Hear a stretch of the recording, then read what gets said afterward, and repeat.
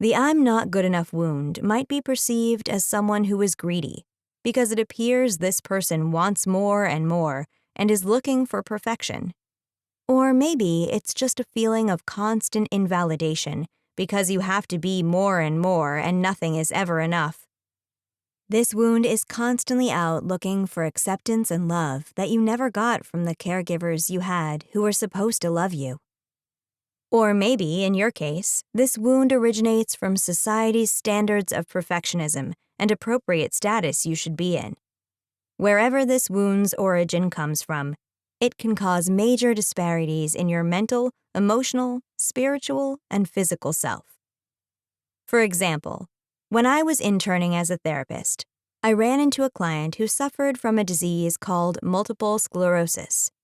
While I was completing her assessment, I discovered that she had worked and didn't stop and didn't rest until she developed a health disparity. She was a single mom who worked many jobs. She threw herself in school all at once for many years and never gave herself a break. Her body became exhausted. She became disabled. Her adjustment to her new disability was a learning process, but also a difficult one for her. Anytime she felt that she was a burden on someone, she would become stressed. This person had to adjust to doing less and less because she spent so many years in overdrive. I caught the I'm not good enough wound vibe from her during the initial sessions.